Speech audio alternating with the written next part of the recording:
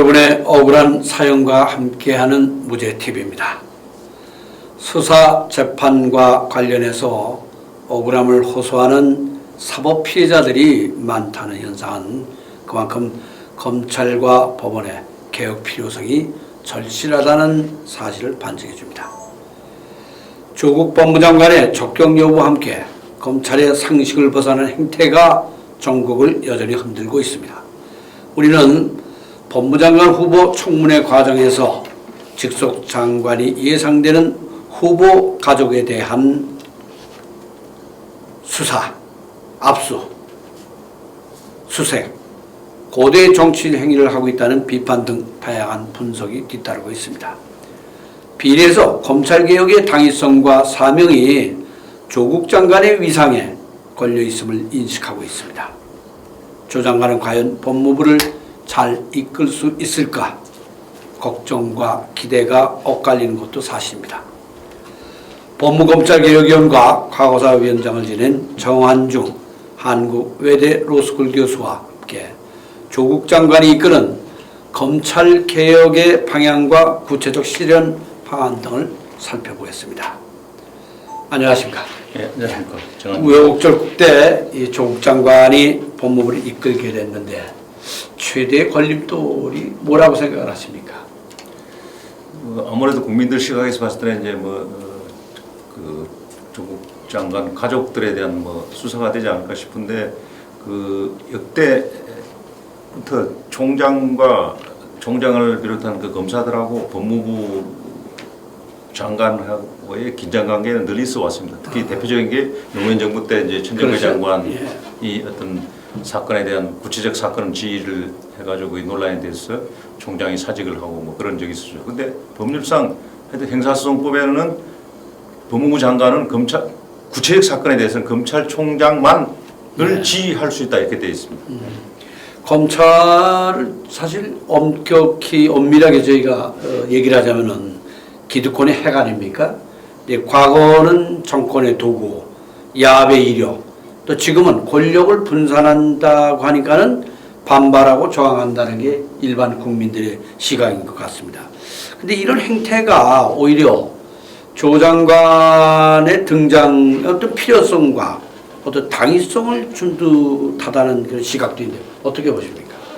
예, 이제 검찰은 문 대통령께서도 말씀하셨지만 이제 지휘고하를 막론한 수사를 한다. 그걸 이제 그러니까 그런 걸 모습을 보여줌으로써 검찰을 길을 가겠다 이걸 선포한 거죠. 그러면 이제 대통령과 장관도 장관의 길을 가야 됩니다. 법무부 장관의 길을. 그럼 긴장 관계를 초래하면서도 자기의 길을 각자 가는 거죠. 그게 이제 우리 새 정부의 이제 법무행정의 원칙이 될 거다. 그럼 결국 장관은 대통령과 장관은 공무원이 검사에 대한 인사권이 있거든요. 인사권을 적절히 행사하면서 그 인사권으로 통제할 수밖에 없습니다. 그 다음에 시행령, 법무부 장관의 시행령을 통해서 아마 예상이 될 수 있는 게 검찰국장, 검사장인 검찰국장 휘하에 있는 형사법제과장을 비검사인 법무실장 밑에 있는 밑으로 넘긴다든지 그렇게 되면은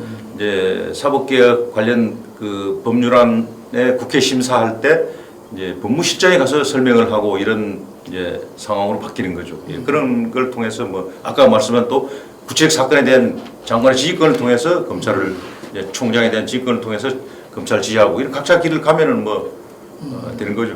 근데 어떤 면에서 보면 어느 부처의 어느 기관을 막론하고 견제와 균형이라는 것은 민주주의의 아주 그 요체인데 그런 측면에서 보면은 이 현재 있는 이 검찰과 이런 충돌의 현상 이런 모습이 그렇게 비관적으로 나쁘게만 볼 일은 아니라는 생각이 듭니다. 그래서 이제 각자 길을 가는데 다만 이번 이제 장관 후보자 때 그 수사는 좀 너무 빨랐다, 일렀다. 국민들의 대표자인 국회에서 청문회를 시작하고 지금 어렵게 합의해가지고 청문회를 시작하고 있는데 압수수색 등 강제 수사를 시작하고 또 청문회 마치자마자 기소를 피의자에 대한 조사 한 번 없이 기소를 했다는 거 이건 약간 정치 개입이라는 오해를 충분히 살만한 그런 검찰의 행태였다 이렇게 보고. 근데 예컨대 이 입법, 형법과 관련한 것, 또 검찰개혁과 관련한 이런 입법 관련한 사안들은 어차피 국회와 관련된 거기 때문에 어쨌든 간에 이 법률 제출권은 법무부가 갖고 있는 건 아닙니까? 그렇죠. 예, 법률안 제출권은 이제 그렇죠? 법무부 장관도 있죠. 네, 그러면 이제 법무부에서 내규를 입법 이전에 검찰 개혁가 필요한 내규를 바꾼다거나 이런 부분들은 엄청나게 관련 사안이 많을 충분히 텐데. 가능하죠. 아까 말씀드린 이제 뭐 조국 장관도 이제 행사법 학자니까 그리고 다른 행사법 교수도 지적한 게 있습니다. 아까 말씀드린 형사법제과를 법무실로 옮기는 거죠. 예. 검찰국은 사실 검사 인사를 위해서 장관의 검찰 인사를 보좌하기 위한 기구인데 거기서 형사법을 만드는데 굳이 그 초안을 만드는 그런 과를 거기 둘 필요 없지 않냐 이런 지적이 좀 있어 왔죠. 그걸 이제 조국 장관도 아마 법무실로 옮기지 않을까 이런 생각이 들기도 합니다. 사실 그 부인이 현재 이제 기소돼서 이 수사가 뭐 상당 기간 끌지 않겠습니까? 이제 재판은 넘긴 부분은 재판은 넘긴 부분이고 또 검찰이 늘 수사하는 쪽에 나오는 거로는 별건 수사라든가 기타 등등 이렇게 연관된 걸로 확대 재상선되는 일이 많지 않습니까? 이건 어떻게 보십니까? 그래서 이제 대개 특수수사에서 이제 그런 피의자들하고 딜도 많이 한다는 이야기가 있습니다. 예. 뭐 회사의 약점을 갖고 그걸 덮어주는 조건으로 또는 축소하는 조건으로 공무원에 대한 뇌물 수사를 한다든지 그런 수사 기법 중에 이제 하나라고 하는데 하여튼 이번에도 아마 지금 조 장관 그 부인을 기소를 했기 때문에 아마 그 무죄 나올 가능성도 있다고 지금 지적을 받고 있지 않습니까? 그러니까 그 일부 무죄를 만들기 위해서 다른 걸 아마 추가 기소할 가능성도 있지 않을까 이렇게 생각됩니다. 그래, 검찰이 매사 그렇게 공정한 수사를 했다는 평가를 받지는 않는데 이 부분은 아주 엄격하게 아주 들이댈 건 다 들이대는 수사를 하고 있지 않습니까? 그래서 이제 이잡듯이 이렇게 하는 이게 경찰 역할이거든요. 그래서 그렇죠. 이 특수사를 그래서 없애야 된다. 예. 특수사를 없애고 경찰에 대한 견제 기능, 사법적 견제 그런 사법적 통제 기능만 갖는 게 대부분의 선진 검사의 역할이죠. 근데 우리나라는 경우에는 특수사 자기들이 직접 이렇게 모든 걸 탈탈 수사를 하고 또 거기서 일부는 기소하고 말고 하는 권한까지 있기 때문에 그걸 이제 기소 독점권 또 뭐 그 기소 유예할 수 있는 권한도 있기 때문에 이게 검찰의 권한이 무소불위다 이렇게 이야기를 하는 거죠. 우리나라는. 과거의 검찰은 권력을 위해서 권력의 도구가 돼가지고 수사를 한 일이 많았는데 이번의 경우는 직속 장관이라는 직속 부처의 장관을 대상으로 한 이런 수사 이 부분이 아주 일반 국민들의 눈에 보면은 그러니까 그것도 예. 뭐 수사를 할 수도 있죠 장관이. 예. 근데 수사 시기가 상당히 빨랐지 않습니까? 국회 청문회 대기 중에 이제 수사를 했으니까. 근데 그거는 지금까지 검사들의 대부분의 검사들의 주장이 검사에 대한 인사권은 예. 검찰총장이 가져야 된다 이런 주장을 했어요. 아 그렇죠. 그런데 이 사건은 그걸 넘어서서 검찰총장의 추천권이 있는 대통령에게 추천할 수 있는 장관에 대한 인사권도 자기들이 자주하겠다 이런 모습이죠 이게.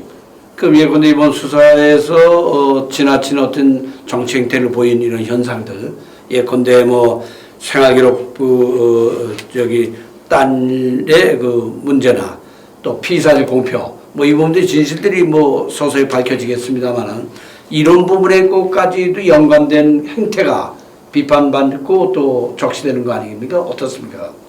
그래서 이제 그 검사가 지금 이렇게 경찰 역할을 하는 이상 검찰 조서를 피의자 신문 조서를 경찰하고 차별할 필요가 뭐가 있냐 이런 주장이 있는 거죠.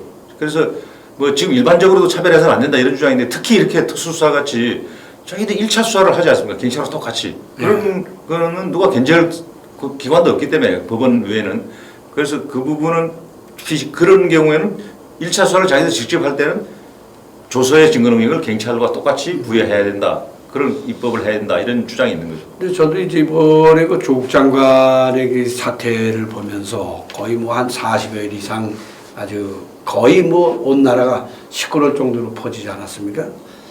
이것이 그 지방대학의 그 과거에 그 전문대학이죠.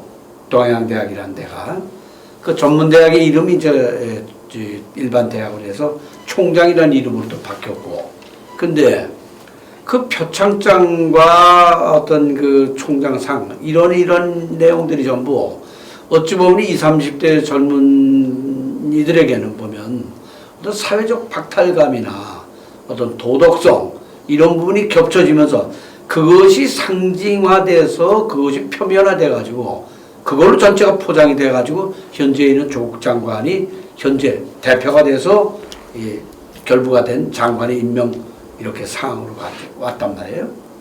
자, 이 부분에서 표창장이라는 이 부분을 가지고 어떻게 보십니까, 이거?